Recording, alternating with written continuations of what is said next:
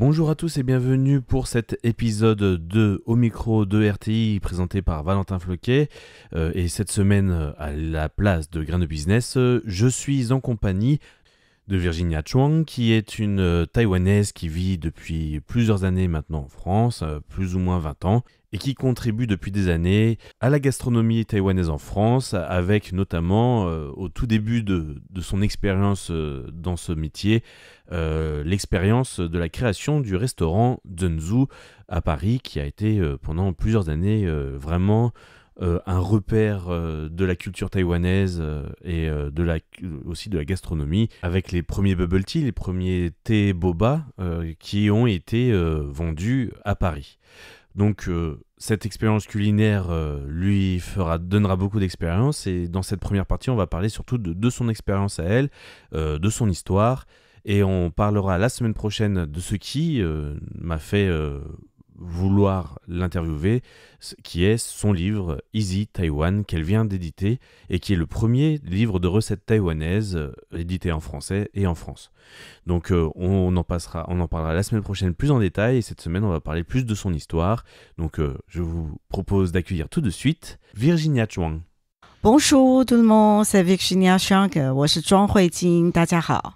Alors avant de parler de cuisine et de son expérience culinaire, j'ai demandé d'abord à Virginia quelle était son expérience professionnelle, son parcours et ce qui l'a amené petit à petit vers la France. 我在法国已经大概居住将近20年，我是从2005年一直到现在2025年。 Cela fait à peu près 20 ans que je vis en France, depuis 2005 jusqu'à maintenant en 2025. Au début, à mon arrivée en France, j'ai fait un master culture et communication à l'université Paris 8 Dauphine. Plus tard, en 2008, j'ai créé une école de cuisine asiatique avec une amie. Il faut savoir que j'avais déjà un lien culinaire avec cette amie avant de venir vivre en France. Je l'avais déjà aidée en 2002-2003 à créer le premier salon de thé taïwanais et premier commerce de thé aux perles à Paris qui s'appelait Zhenzu. En 2008, nous avons décidé de coopérer dans ce nouveau projet de cours de cuisine asiatique dans lequel on apprenait tout simplement aux gens à faire la cuisine.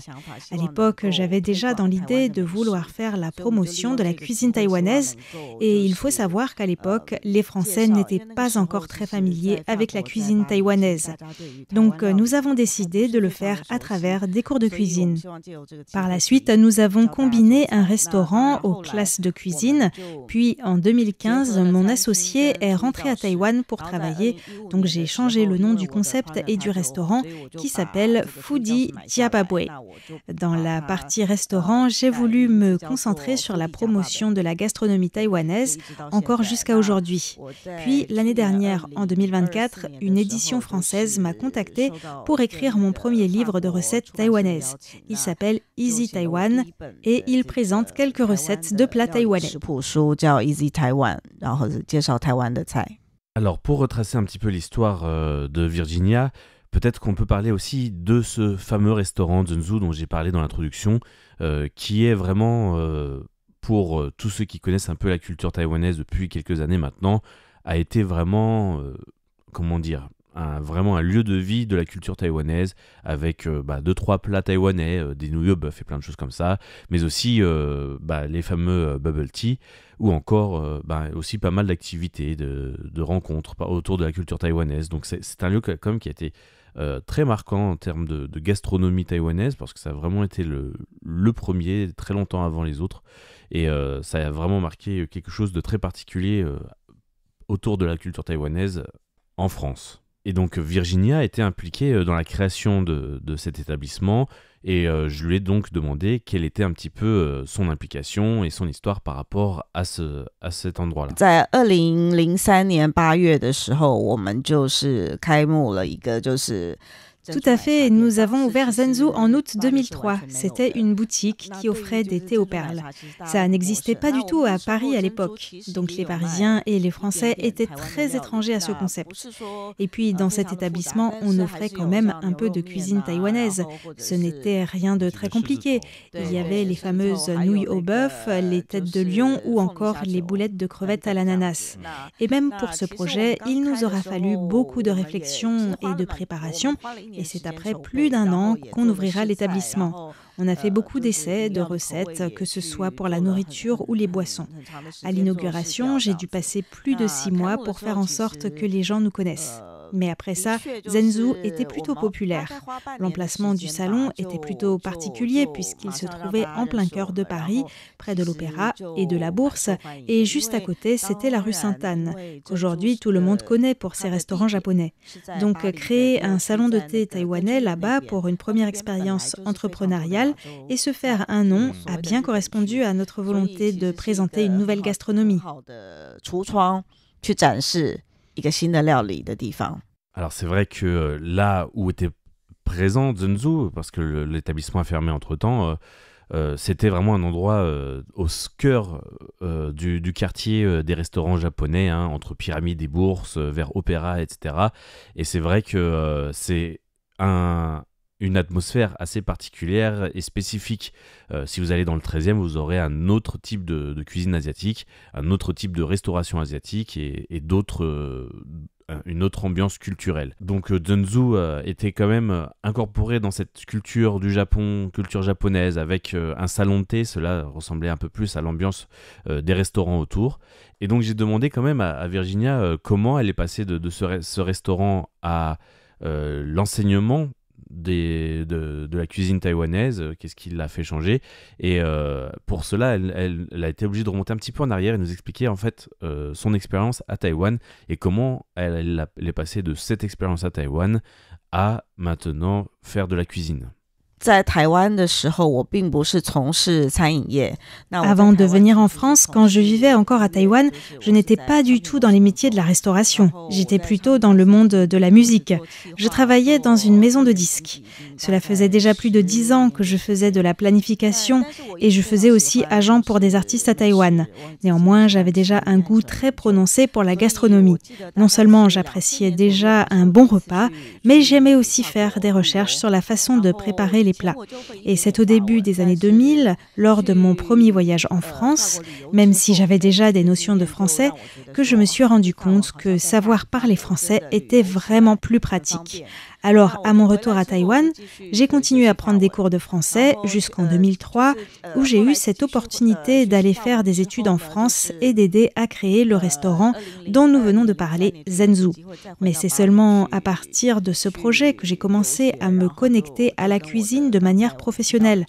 Par la suite, quand je suis retournée à Paris en 2005 pour trouver du travail, je me suis rendue à l'évidence que trouver un travail dans mon ancien domaine, une maison de disques, allait être compliqué.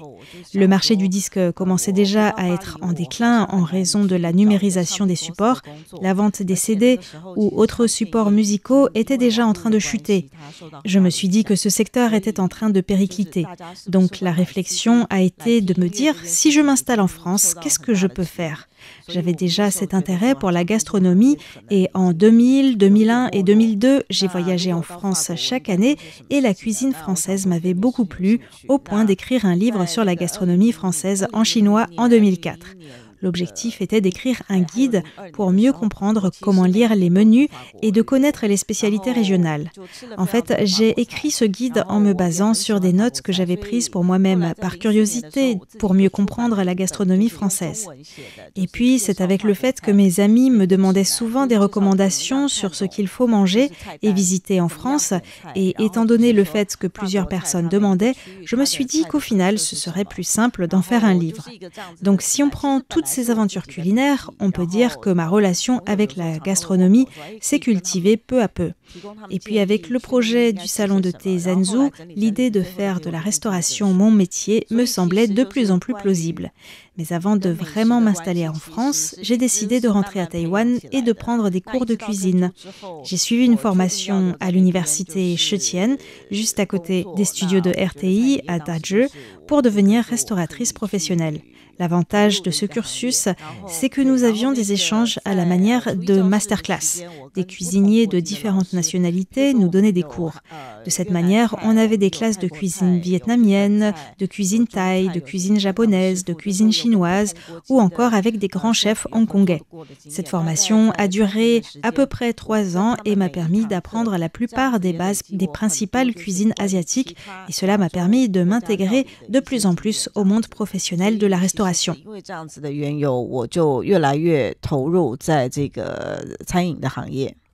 Bien entendu, avec cette expérience culinaire, m'est revenue un petit peu ma conversation à l'époque avec Clarissa Wei dans l'émission On en parle à Taïwan, lorsque c'était un format avec 4 rubriques et que j'animais une émission sur les saveurs de Taïwan.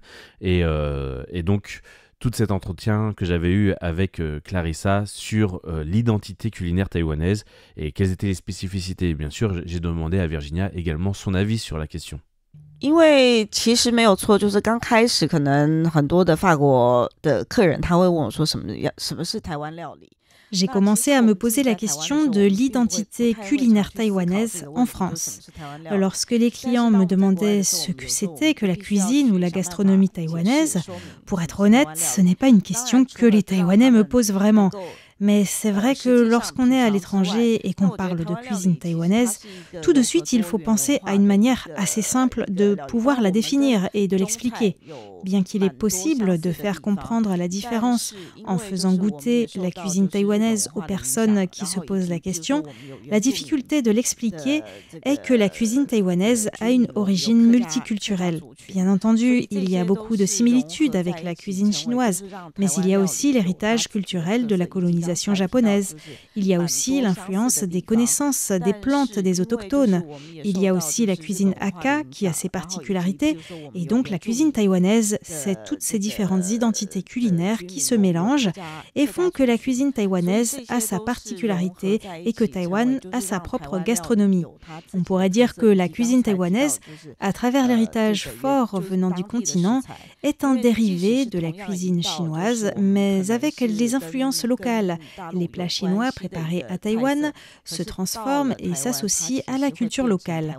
Et il y a une autre composante, les marchés de nuit, la cuisine de rue, street food, qui est désormais internationalement reconnue. C'est également une des particularités de la cuisine taïwanaise qui explique son importance.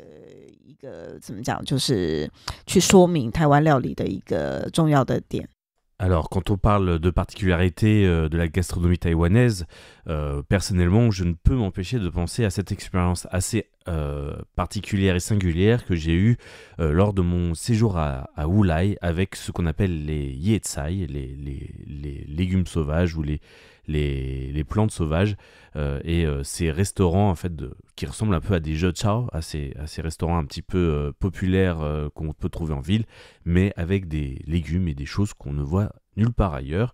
Et donc j'ai demandé à Virginia si elle connaissait un petit peu et quel était un peu son avis là-dessus et si elle s'était inspirée quelque part de cette cuisine très particulière qui existe à Taïwan. Quand je suis venue à Taïwan l'année dernière, j'ai aussi visité Wulai. Ils ont ce qui s'appelle les yecai et ils utilisent beaucoup de plantes. Et que ce soit l'aspect extérieur des légumes et des plantes, leur goût, la texture ou encore leur manière de préparer, tout est très intéressant. Mais en principe, il n'y a que si on se rend en montagne qu'on peut manger ce type de cuisine.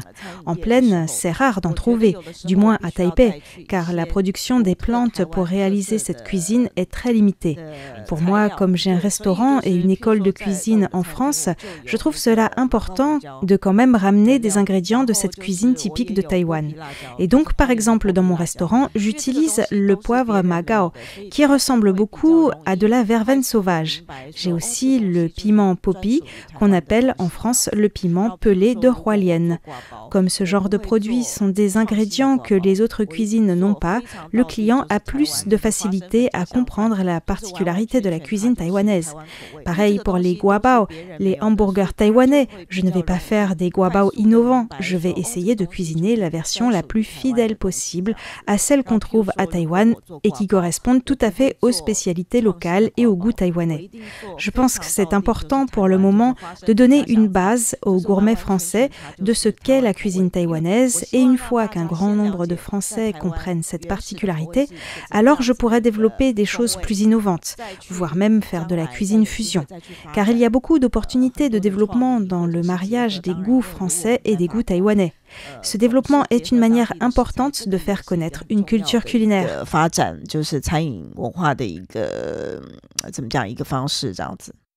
Eh bien, c'est déjà la fin de cet épisode en compagnie de Virginia Chuang sur son expérience à Taïwan et son expérience en France de la présentation de l'art culinaire taïwanais et ses 20 années au final en France. La semaine prochaine, on se retrouve pour la suite de cet entretien avec une nouvelle thématique et un entretien qui se tournera plus sur le livre qu'elle vient d'écrire et qui vient d'être édité et d'être paru en France, qui s'appelle Easy Taiwan.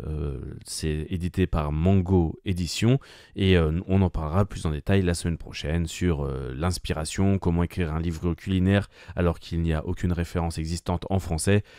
Toute la réflexion autour du livre, c'est donc la semaine prochaine. Je vous remercie infiniment de suivre Radio Taïwan International. C'était Valentin Floquet. Bonne journée à tous.